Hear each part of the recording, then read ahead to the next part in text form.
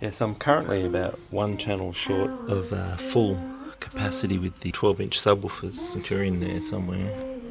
You can just make them out.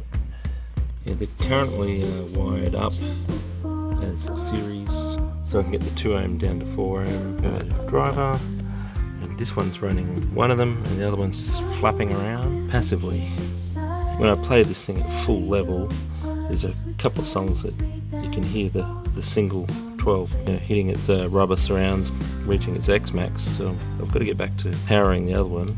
It was just a thing where one of the amps under here shut a channel. So I've got a bunch of these guys hanging around. It's pretty dusty. It's a LRX 2500 from the Waterson company, and here's another scratched up old version. I was just checking that for size. So I can get that on a nice platform in there. And I just have to cut this piece of wood across here. This green tape is where the view panel sits in front of. So we've got plenty of room. Run some RCAs in there, a bit of wiggle room. All this wooden structure can be drilled to this piece here, carpeted, etc.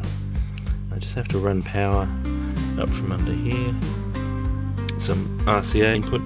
And the reason I chose a 2-channel to do a 1-channel job, just in case I get computer whine, I can then run it flipped output 2-channel driving the 2 coils, and that will cancel out the whine if I ever got any. So we're going to try it in just single channel first, because that's how the sub is wired, and to rewire the sub I'm going to have to just pull everything out just to get those 2 channels back off those coils. This little baby puts out at 4 ohm. I guess it's running at 500 watts as the cover says, and if you ran it into 2 ohms you can get like 600-700 out of it. I used to crank these babies really hard, they used to get really hot. Yeah, but I don't do that so much nowadays. I'm going through my remnants, looking for some 10 gauge about 1.5 meters, or some 8 gauge about 1.5 meters. I've got plenty of 12 gauge 1.5 meters, but that's just not going to cut 500 watts, safely. 10 is on the limit, like I'm not doing gigantic bass runs, so it's probably more like 200 or 300 watts tops. But 10 gauge is what I was looking for. Got a couple of 8 gauge runs. I'll have to go to the wire shop. Let's see what we can find. So I went through that usual process of the P word, and no, not that word, procrastination. So I eventually made up my mind, put it here. Like, I actually tried it under here, it fitted, and I thought, oh gee, I can run shorter wires. It fitted there, but then I'd have to move a few things, and I wouldn't be able to get to it and change it. I could actually fit it under here if I bothered moving a few other things up there, and so eventually I just did it. I had, they're not fuses, they just flick over if they have too much current.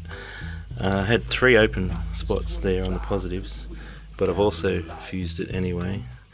I found my 10 gauge, not 8 gauge.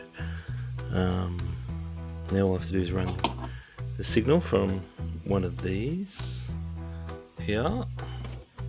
It's going to be running 2-channel, so I've got the option of doing my pseudo balancing, and this one run of speaker cable from here underneath to underneath here, and the subwoofer is already plugged into that junction. I'm minutes away.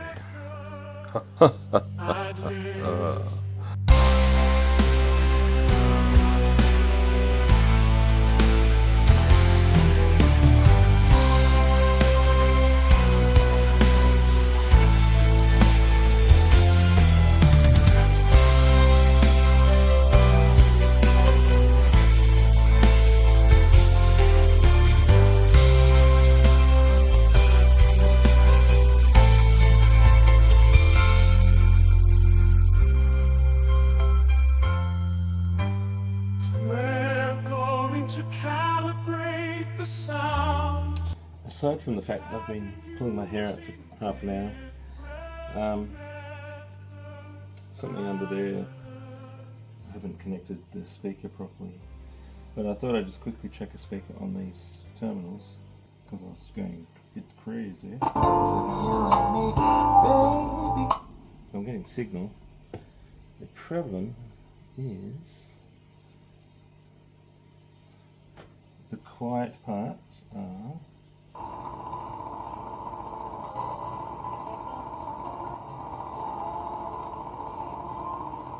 full of computer noise, so unbalanced amps do not like my setup. So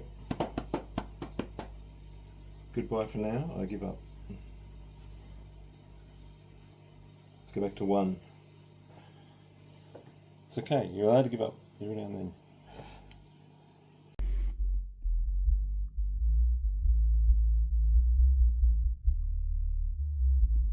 Yeah, 1's alright for me. And Georgie, the old Duke.